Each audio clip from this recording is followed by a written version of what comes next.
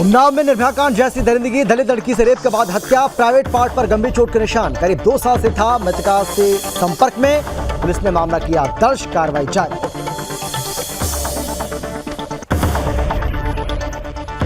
Bijnor police और बदमाशों के बीच में हुई मुठभेड़, 2 पुलिसकर्मी और 2 बदमाश घायल। बदमाशों के पास से 315 बोर के 2 तमंचे बरामद। बदमाश कई मामलों में थे वांछित, पुलिस ने किया मामला दर्ज, कार्रवाई जारी। चंदौली पुलिस के हाथ लगी बड़ी कामयाबी, 4 अपहरणकर्ताओं को पुलिस ने दबोचा। पुलिस टीम को 25,000 इनाम देने की घोषणा, पुलिस ने दर्ज किया मामला, कार्रवाई लगातार जारी।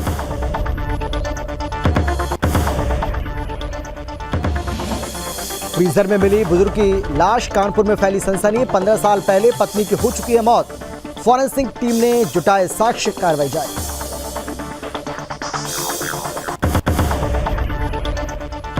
और सीतापुर में ओवरलोड ट्रैक्टर ट्रॉली ने ली मासूम की जान, नाराज परिजनों ने सड़क पर ही किया चक्का जाम। जनपद में ओवरलोड वाहन दे रहे, पुलिस ने मामला दर्ज किया।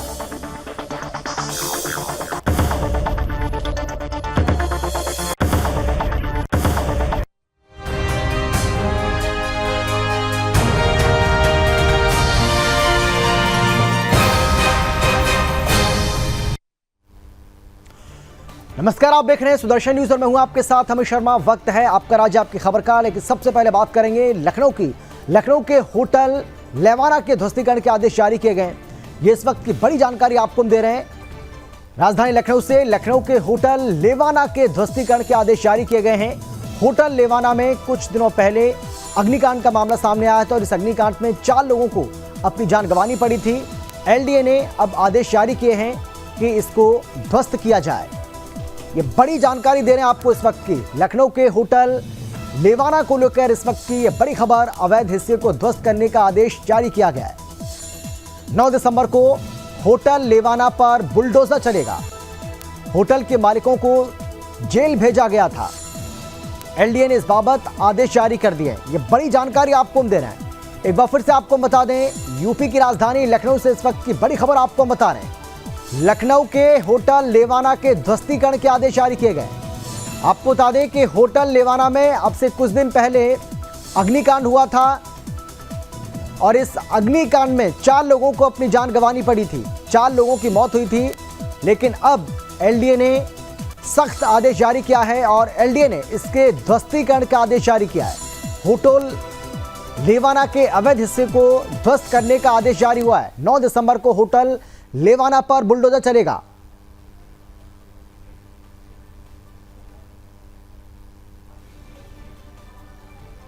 और लखनऊ से हमारे संवाददाता अभिषेक हमारे साथ जुड़ गए इस खबर पर ज्यादा जानकारी बातचीत के लिए। अभिषेक, बताइए क्या है ये पूरा मामला और किस तरीके से अब इस होटल के ऊपर बुलडोजर चलने वाला है?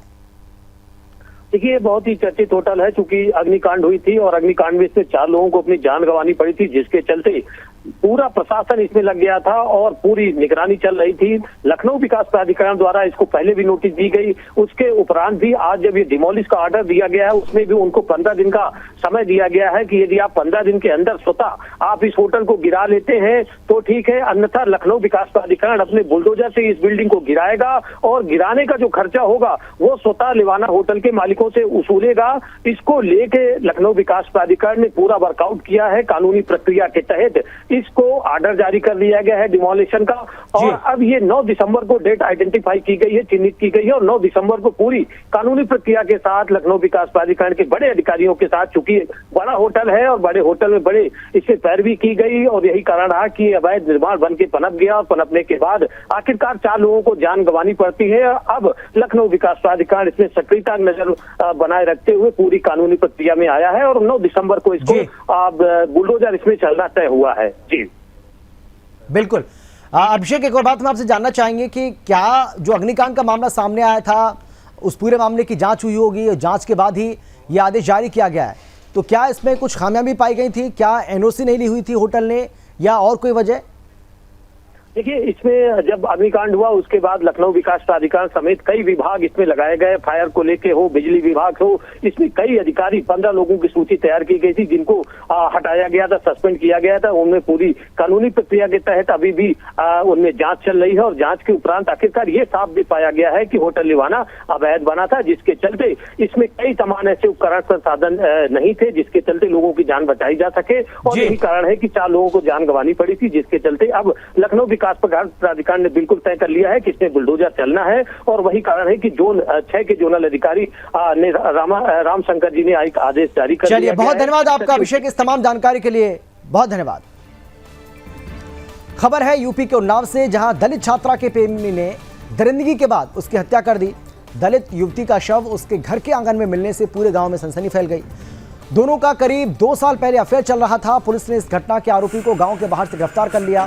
गिरफ्तारी के बाद आरोपी ने खुद पुलिस के सामने ये स्वीकार किया है कि आरोपी शक्तिवर्धक दवा की ओवरडोज खाकर वहां पहुंचा था और युवती का रेप किया। हालात बिगड़ने पर आरोपी वहां से डरकर भाग निकला। आपको बता दें कि आरोपी राज गौतम की उम्र 25 साल है और वो एक प्राइवेट स्कूल में टीचर है। इसी का नाम प्रेमिका की छाती पर भी लिखा मिला था। फिलहाल पुलिस ने मामला दर्ज कर लिया है और आगे की कार्रवाई जारी है।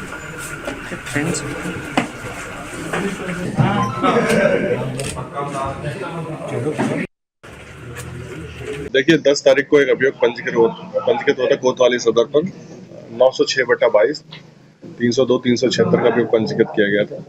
इसमें एक युवती थी जो अपने घर पे अकेली थी, तो उस मौके का फायदा उठाकर उसको पूर्व से एक जानने वाला परिचित था, वो घर पे आया और उसके द्वारा इस कृत्य को अंजाम दिया गया। जबरदस्ती उसके साथ जबरदस्ती की गई और दुष्कर्म की घटना की गई, और जिसके कारण वो दवाई लिए हुए था, जो उत्तेजना बढ़ाने वाली सेवा जो दवाई होती है उनका सेवन किए हुए था। तो इसके बाद उसमें फोर्सफुल जो एक्ट था दुष्कर्म का वो किया गया। उसी में उसको ब्लीडिंग होने लगी और इसको देखते हुए वहाँ से भाग गया और तत्पश्चात उसकी जो युवती थी उसकी मृत्यु हो गई। इसको फिर हमारे द्वारा ट्रेस किया गया सर्विलांस के माध्यम से, मोबाइल डिटेल्स के माध्यम से, व्हाट्सएप चैट के माध्यम से। तो हमें उस युवक का खबर है यूपी के बिजनौर से, जहां धामपुर में कल देर शाम पुलिस और बदमाशों के बीच में मुठभेड़ हो गई। दोनों तरफ से हुई फायरिंग में 2 बदमाशों के गोली लगने की खबर सामने आई, जिसमें 2 पुलिसकर्मी भी घायल हो गए। सभी को अस्पताल में भर्ती कराया गया। दरअसल थाना शेरकोट पुलिस को सूचना मिली कि 2 बाइक सवार चेन लुटेरे शेरकोट की तरफ भाग रहे हैं। पुलिस ने बाइक सवार बदमाशों का पीछा किया और पकड़ने का प्रयास भी किया, तो बदमाशों ने पुलिस पर फायरिंग कर दी, जिसमें 2 सिपाही घायल हो गए। साथ ही पुलिस ने जवाब में फायरिंग की। जवाबी फायरिंग में 2 बदमाशों के पैर में गोली लगने से वो घायल हो गए, जिन्हें अस्पताल में भर्ती कराया गया। पुलिस ने बदमाशों के पास से 315 बोर के 2 तमंचे और हीरो होंडा बाइक बरामद की है। पकड़े गए बदमाश बाबरिया गैंग के हैं, जिन पर 25-25 हज़ार रुपये का इनाम घोषित किया गया है। फिलहाल पुलिस ने मामला दर्ज कर लिया है और आगे की कार्रवाई जारी है।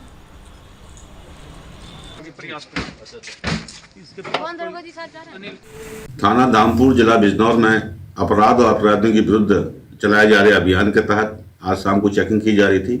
चेकिंग के दौरान एक संदिग्ध मोटरसाइकिल जिसमें 2 व्यक्ति सवार थे, उनको रोकने का प्रयास किया गया।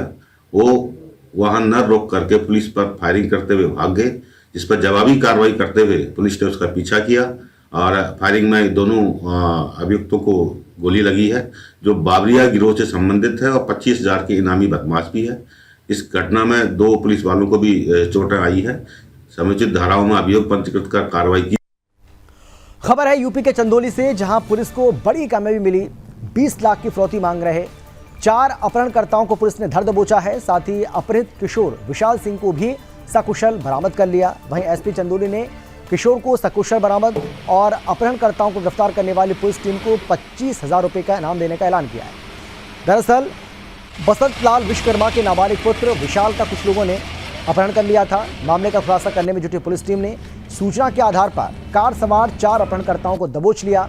फिलहाल पुलिस ने मामला दर्ज कर लिया है और आगे की कार्रवाई जारी है।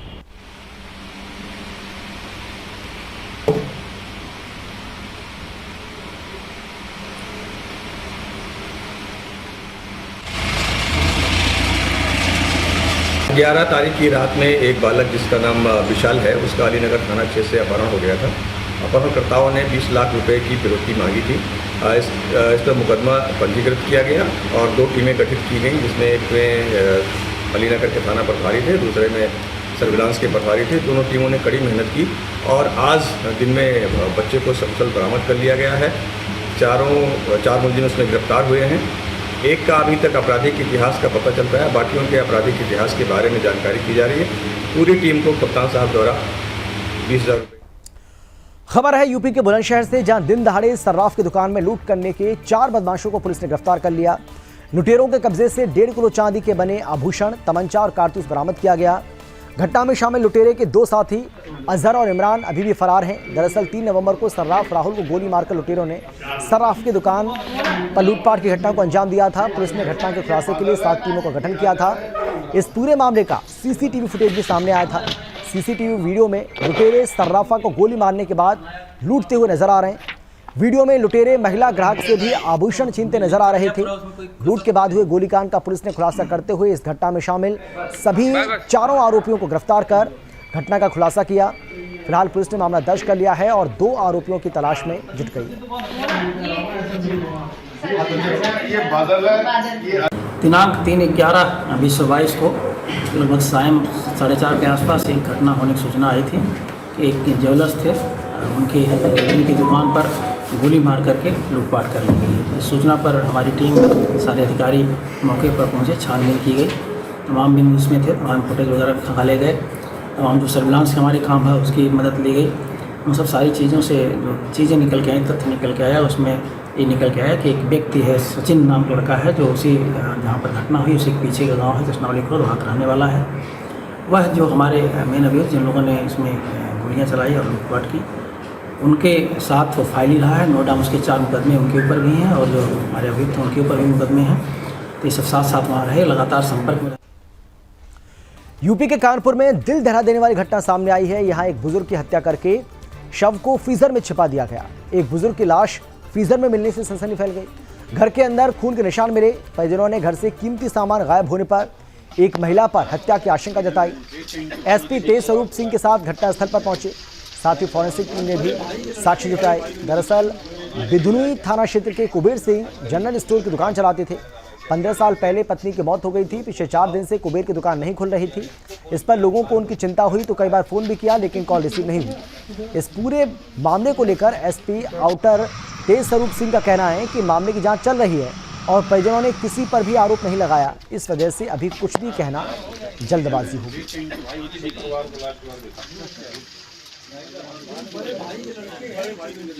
ये बिधनू थाना अंतर्गत खंडेसर गांव है। इसमें कुबेर सिंह नाम के व्यक्ति हैं जो गांव में अकेले रहते थे। उम्र करीब 58 साल है और इनकी छोटी सी परचून की दुकान थी और ये गांव में अकेले ही रहते थे। इनकी पत्नी नहीं है। इनकी पत्नी का 20-22 साल पहले स्वर्गवास हो चुका है। एक बेटी थी जिसकी शादी हो चुकी है। ये इनके जो भाई हैं वो फतेहपुर में रहते हैं, रिटायर्ड हैं, पीएसी में थे। खबर है यूपी के सीतापुर से, जहां गन्ने से भरी ट्रैक्टर ट्रॉली ने साइकिल सवार को रौंद दिया, जिसमें साइकिल सवार 11 वर्षीय मासूम की मौके पर मौत हो गई, जबकि पिता को मामूली चोटें आई हैं। घटना के बाद ट्रैक्टर चालक गन्ने से भरी ट्रॉली को मौके पर छोड़कर फरार हो गया। घटना के बाद परिजन नाराज हैं और नाराज परिजनों ने सड़क पर ही शव को रखकर जाम लगा दिया। मिली जानकारी के मुताबिक महसुई के मजरा गांव में पिता और पुत्र रिश्तेदारी में गए हुए थे और रिश्तेदारी से वापस आते समय गन्ने से भरी ओवरलोड ट्रैक्टर ट्रॉली ने साइकिल को पीछे से जोरदार टक्कर मार दी। घटना की जानकारी पाकर मौके पर पहुंची पुलिस ने परिजनों को समझा बुझाकर मामले को शांत करवाया और शव को कब्जे में लेकर पोस्टमार्टम के लिए भेज दिया। फिलहाल पुलिस ने मामला दर्ज कर लिया है और आगे की कार्रवाई जारी है।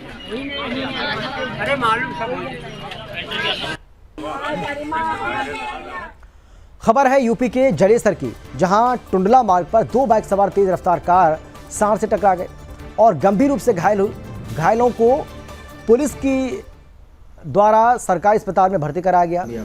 अस्पताल में डॉक्टर्स ने एक युवक को मृत घोषित कर दिया। बाइक सवार दूसरे युवक की हालत गंभीर होने के चलते उसे मेडिकल कॉलेज रेफर कर दिया। दोनों युवक फिरोजाबाद के रहने वाले थे।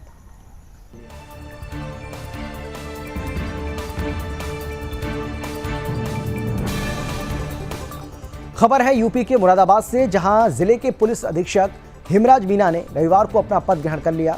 इसके बाद उन्होंने पुलिस अधिकारियों और वन राजपत्रित अधिकारियों के साथ परिचयात्मक भेंट की। इससे पहले जिले के एसएसपी रहे हेमंत कुटियाल का तबादला लखनऊ डीजीपी मुख्यालय के लिए हुआ था। उनके स्थान पर हेमराज मीणा को यहां की जिम्मेदारी सौंपी गई। दरअसल नवागत एसपी हेमराज मीणा ने बैठक में कहा कि हमें शासन की मंशा के अनुरूप कार्य करना होगा और फरार अपराधियों के खिलाफ चल रही कार्रवाई में किसी भी प्रकार की कोई ढील नहीं बरती जाएगी। पत्रकारों से बात करते हुए हेमराज मीणा द्वारा बताया गया कि आगामी नगर निकाय के चुनाव हैं और उन्हें शांतिपूर्ण संपन्न कराया जाएगा।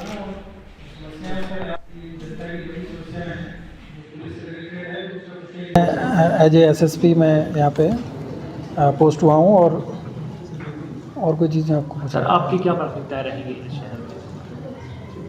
देखिए, आप सभी को जानकारी है कि निकट भविष्य में जो नगर निकाय के चुनाव होने वाले हैं, तो पहली जो प्राथमिकता तो यह है कि जो नगर निकाय के जो चुनाव है वो शांतिपूर्ण तरीके से संपन्न हो।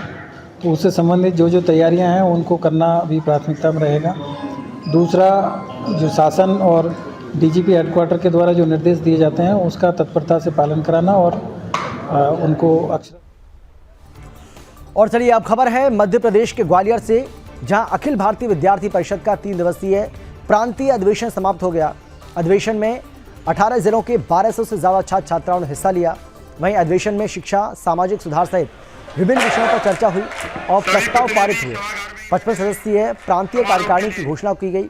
प्रांतीय अधिवेशन के समापन अवसर पर बीजेपी के प्रदेश अध्यक्ष वीडी शर्मा शामिल हुए और मीडिया से बातचीत करते हुए उन्होंने कहा कि मैंने इस संगठन से बहुत कुछ सीखा है और उसी की बदौलत यहाँ तक पहुँचा हूँ। मंत्रिमंडल विस्तार के सवाल पर वीडी शर्मा ने कहा कि ये मुख्यमंत्री का विशेषाधिकार है, इसमें वही फैसला लेते हैं। कांग्रेस के खाद किल्लत के आरोप पर बीजेपी के प्रदेश अध्यक्ष ने कहा कि कुछ लोग भ्रम फैला रहे हैं और प्रदेश में खाद की किसी तरह की कोई कमी नहीं है।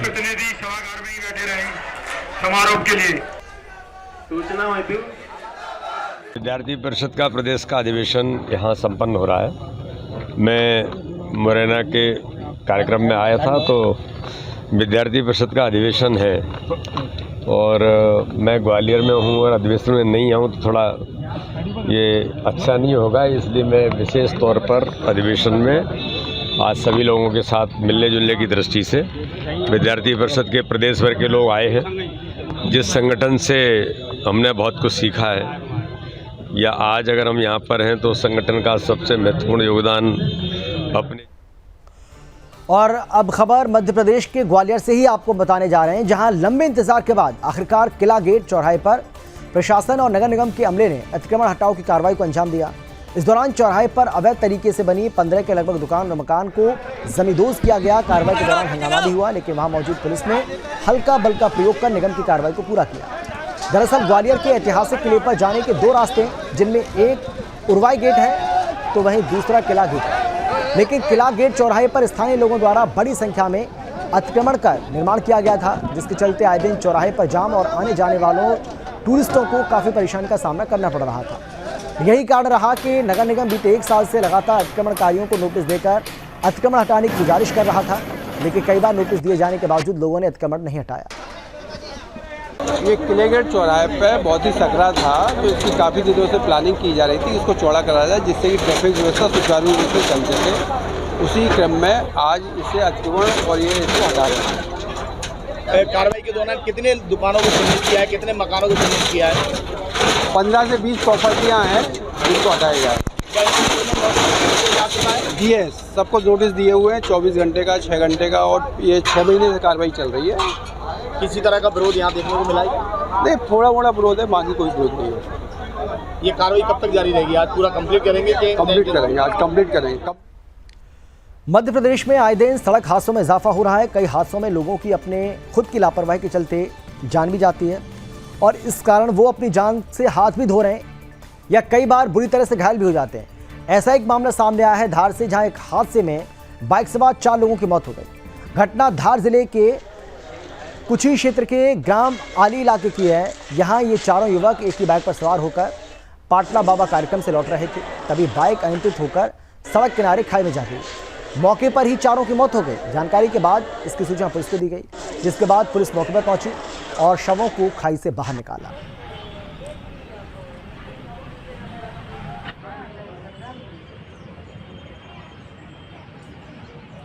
आज जो रात्रि गई है इसमें ग्राम आली की घटना है। जहाँ पे एक बाइक से संतुलन बिगड़ जाने के कारण वो दीवार से टकरा गए हैं, जिसमें 4 लोगों की तो दुखद मृत्यु हो गई है। ये चारों लोग एक कार्यक्रम से लौट रहे तो रात्रि करीब 3 साढ़े 3 बजे के लगभग ये घटना घटी। इनमें मृतक सतीश, प्रवीण और मुकेश हैं। ये तीनों निवासी ग्राम तालखेड़ा के हैं और चौथा मृतक जो है पंकेश, ये ग्राम कनेरी, थाना बाग के निवासी हैं। चारों का पोस्टमार्टम करा करके डेड बॉडी इनके परिजनों के सुपुर्द कर। खबर है मध्य प्रदेश के धार से, जहां ज्वेलर्स की दुकान से एक महिला ने दिन दहाड़े सोने की चेन चुरा ली, जिसका सीसीटीवी वीडियो सामने आया है। दरअसल सराफा बाजार स्थित एक ज्वेलर्स की दुकान पर महिला एक अन्य व्यक्ति के साथ पहुंची, जहां जेवर देखने के दौरान महिला ने हाथ की सफाई दिखाते हुए 33 ग्राम की एक सोने की चेन को गायब कर दिया, जिसके बाद महिला और पुरुष दोनों ज्वेलर्स की दुकान से गायब हो गए। ये पूरी घटना यहां लगे सीसीटीवी कैमरे में कैद हो गई। वहीं चेन चुराने के बाद जब ज्वेलर्स को पता चली तो पुलिस के पास पहुंची। पुलिस को इस पूरे मामले में शिकायत दी गई है। शहर कोतवाली पुलिस अब सीसीटीवी के आधार पर शातिर महिला चोर और उसके साथी की तलाश में जुटी हुई है।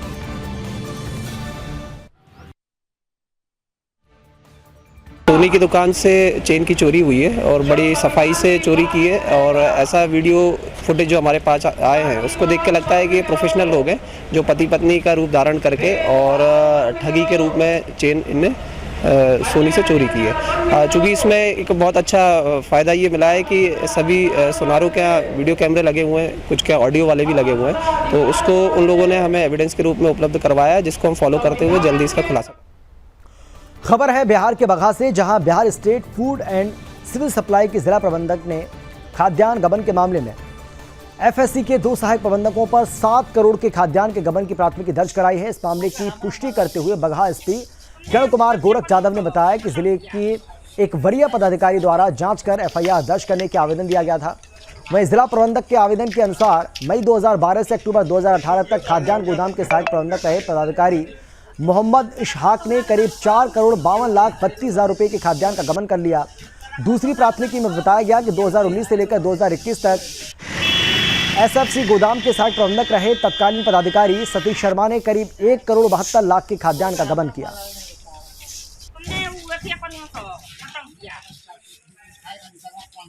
इस संदर्भ में ये सरकारी केस हुआ है पटखोली थाना अंतर्गत, जो वहाँ से चेक करके एक टीम आई थी। टीम ने अपना एक रिपोर्ट सबमिट किया है। उसी रिपोर्ट के आधार पर पटखोली थाना में एफआईआर दर्ज किया गया है। जो अनुसंधान क्या क्या मामला है सर उसमें? ये लगभग 7 करोड़ के अनाज का जो गबन है उससे रिलेटेड।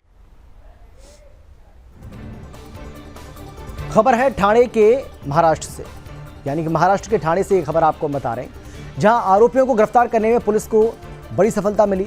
दरअसल 7 दिन पहले मनपाड़ा से 2 लोगों ने 14 वर्षीय लड़के का अपहरण कर लिया। पुलिस ने बताया कि लड़के के माता पिता की ओर से अपहरणकर्ताओं के संबंध में मामला दर्ज किया गया था और इसे छोड़ने के लिए 1.5 करोड़ रुपए की फिरौती मांगी गई थी। मामले की गंभीरता को समझते हुए पुलिस ने एक टीम बनाई और तकनीकी जानकारी के साथ ही मुखबिरों से मिली सूचना के आधार पर आरोपी को गिरफ्तार करने और लड़की को छुड़ाने में सफलता मिली।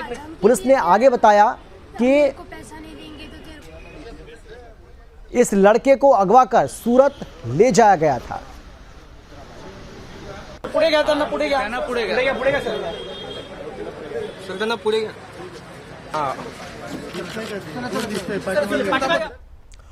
और आपका राज्य आपकी खबर में फिलहाल इतना है। एक सुदर्शन न्यूज पर खबरों का सिलसिला आगे भी जारी रहेगा। एक छोटे से ब्रेक के बाद फौरन लौटेंगे। आप देखते रहिए सुदर्शन न्यूज।